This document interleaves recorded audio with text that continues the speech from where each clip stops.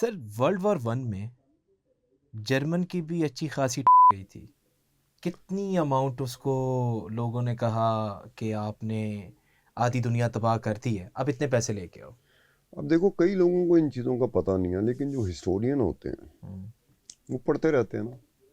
Historical چیزیں ہوتی ہیں، آرکائیو دنیا کے بنے ہوئے ہیں. پاکستان کا آرکائیو بہت ویک ہے. ہمارے آرکائیو میں کوئی دستاویزات زیادہ نہیں ہیں، لیکن دنیا کے مختلف ممالک کے آرکائیو میں دستاویزات ہیں.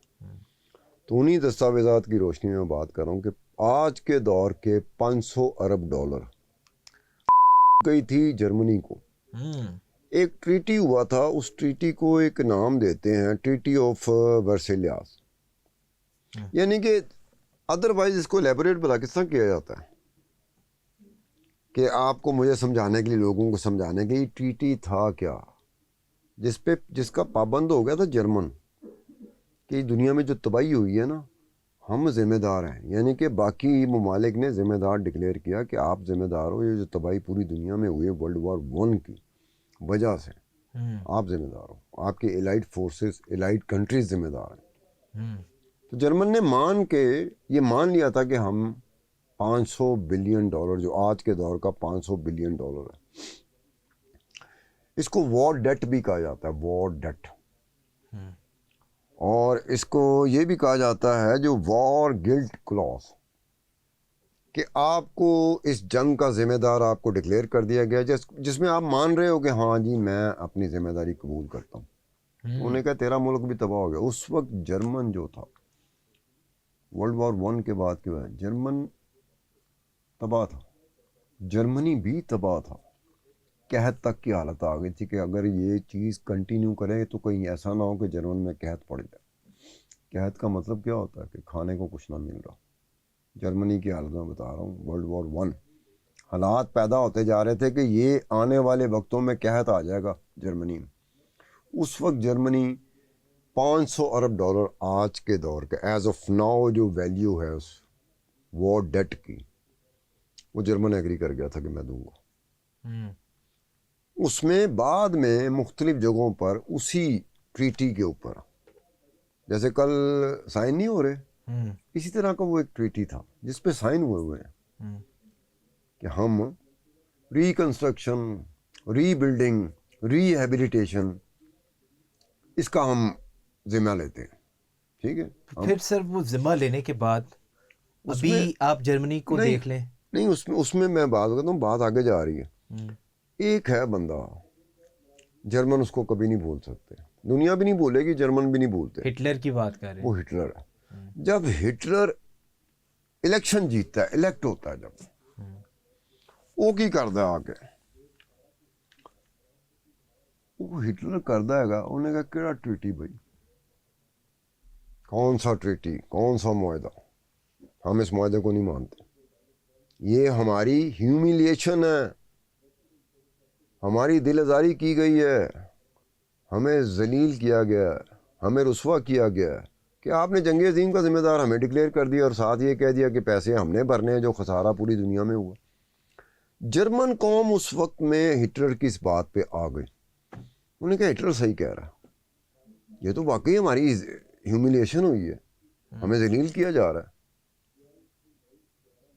نہیں دیتے ہم پیسے، وار ڈیٹ ہم نہیں دیتے. اب جنگ عظیم دوم ہونی تھی، لیکن وہ جنگ عظیم دوم میں بھی جو جرمنی کا حال ہوا نا، جرمن لوگوں نے اس ہار کے بعد، جس کو میں کہتا ہوں کہ یٹ ٹو بی ڈٹرمن کہ ہٹلر نے خودکشی کی تھی کہ نہیں کی تھی، یٹ ٹو بی ڈٹرمن. کیونکہ مختلف قسم کی سٹوریز آتی ہیں کہ ہٹلر نے خودکشی کی تھی یا نہیں کی تھی، یا طبعی موت مر گیا تھا، یا غائب ہو گیا تھا، یا مسنگ گیا تھا. یہ مسٹری چلتی ہے، کنفیوژن ہے. ٹھیک ہے نا. یہ میں باہر کی دنیا کی بات کروں، پاکستان میں تو کسی کو اپنے ماضی کا نہیں پتا، تو باہر کے ماضی کا ہم کیا کریں گے. باہر کی دنیا کی جو ڈیبیٹ چلتی رہی ہے ہسٹری کے حوالے سے، اس کو میں یہ کہوں گا کہ جب اس کا ہٹلر کی یہ جو سوئسائڈ تھا، اس کے بعد ہٹلر سے جرمن کے رہنے والوں کی ایک نفرت کا آغاز ہوتا ہے. جرمن ہٹلر کو اس واقعے کے بعد، ایک تو یہ کہ $500 بلین کا جو وار ڈیٹ تھا، اس کے سامنے کھڑا ہو گیا تھا ہٹلر. تو انہیں لگا کہ یہ شہزادہ ہے. لیکن جب جنگ عظیم دوئم میں ہے جرمنی کو, تو جرمن قوم نے ریئلائز کرایا کہ ساڈا اپنا لیڈر سانو مروا گیا. جرمن قوم ایک بات ذہن میں رکھنا, میرے سامنے ہوا اسلام آباد میں تھا, جرمن امبیسی کی ایک سیکنڈ سیکٹری تھی جرمن امبیسی کی لڑکی, وہ ایک گیٹ ٹوگیدر میں اٹھ کے چلی گئی تھی. اس نے کہا اب ہٹلر کا کسی نے ذکر کیا تو میں جا رہی ہوں. یعنی کہ جرمن امبیسی کی اتنا ہیٹرڈ ہے ان میں اپنے ہی ہٹلر کے بارے میں. وجہ کیا تھی کہ ان کو بعد میں جو کچھ بھی سامنا کرنا پڑا نا, اس میں ہٹلر کا بڑا ہاتھ تھا. لیکن کیا ہوا, اب یہ جو وار ڈیٹ تھا اس میں کیا تھا کہ جرمن نے جتنے ملک تباہ ہوئے تھے نا, ان کا خسارے میں کہ جو چیزیں تباہ ہوئی تھی انہوں نے پیسے دینے تھے.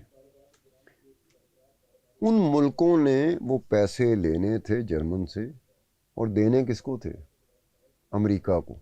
کیونکہ امریکہ نے پیسے دینے تھے جرمنی کو. امریکہ یہاں سے جرمنی کو پیسے دیتا ہے, اور پھر وہ جرمنی ان سارے ملکوں کو جو الائڈ ملک تھے ان کے ہاں جو تباہی ہوئی تھی ان کا خسارہ پورا کرتا ہے, اور وہ سارے پھر پھر امریکہ کو دیتے ہیں کہ تم نے پیسے دیے تھے نا جرمن کو. یہ ٹریٹی تھا. مطلب اس کی تو اور بڑی ساری ہوتی ہیں چیزیں جو میں اپنی کتاب میں ڈال رہا ہوں. تو اس میں یہ تھا کہ یہ وہ چیز تھی جو 91 سال میں جرمن نے ادا کیے. 91 سال لگ گئے تھے. یعنی وہ ڈیٹ جو میں نے لکھی ہے اپنی کتاب میں ہسٹری سے دیکھ کے, وہ ڈیٹ 2010 ہے. اور 2010 میں یہ ہوا تھا کہ ری یونیفیکیشن جو جرمنی کی ہوئی تھی نا ایسٹ اور ویسٹ کی, اس میں جرمنی نے کنڈیشن رکھی تھی کہ ہم وار ڈیٹ دیتے رہیں گے آپ کو, ہمارے ساتھ ٹریڈ نہیں آپ نے روکنی, ہمارے ساتھ ٹریڈ کرنی ہے, ہم نے محنت کرنی ہے. جرمنی نے بڑی محنت کی.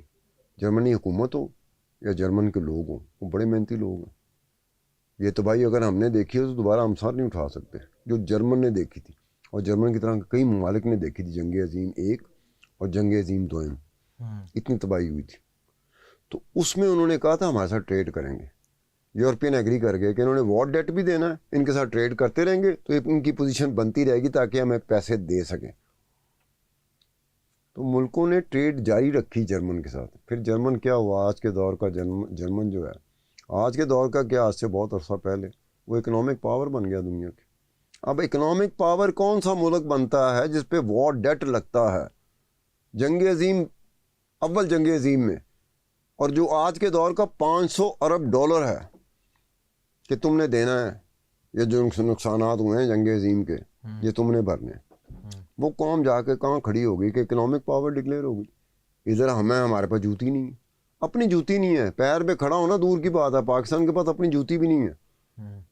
ہم اپنے پاؤں پہ کبھی بھی نہیں کھڑے ہو سکیں گے. سر ان کی پالیسیز اور جو انہوں نے اپنی کنٹری کے لیے لوگوں نے سپورٹ کیا ہونا ہے گورنمنٹ کو, گورنمنٹ نے لوگوں کو یار اب آپ دیکھ لو کہ جرمنی ہو, جاپان کو دیکھ لو, جہاں 2 ایٹم بم گرے تھے. آج تک کسی دنیا کی تاریخ میں جب سے ایٹم بم بنا, جاپان ہی وہ ملک نکلتا جہاں ایٹم بم گرائے گئے تھے. 2 شہر تھے, ناگاساکی اور ہیروشیما. جس ملک کے اوپر 2 شہروں کے اوپر ایٹم بم گرائے گئے, آج وہ ملک کہاں کھڑا؟ جاپان. محنتی ہیں یار, وہ محنتی لوگ ہیں, وہ ہماری طرح کے نہیں ہیں. ہم تو بہانے بنا رہے ہوتے ہیں, بڑکے مار رہے ہوتے ہیں. ہمارے وہ بڑکے جس دن نکال دو گے نا زہر, ہماری قوم سے یہ بڑکوں کی عادت نکال دو گے نا, ہم قوم بننا شروع ہو جائیں گے.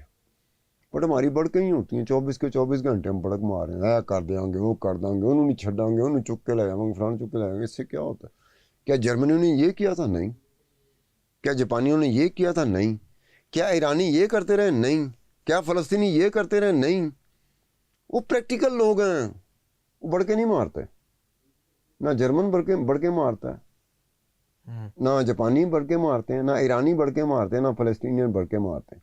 پاکستانی کو بڑکے مارنے کے علاوہ کام ہی کوئی نہیں, صبح سے شام تک بڑکے ہی ماریں گے. ہم یہ کر دیں گے, امریکہ ہل جائے گا, دنیا ہل جائے گی, یورپ ہل جائے گا, فلانا ہل جائے گا, فلانا ہل جائے گا. تے بڈھی دی آواز آندی تے آپ بندہ ہل جاتا.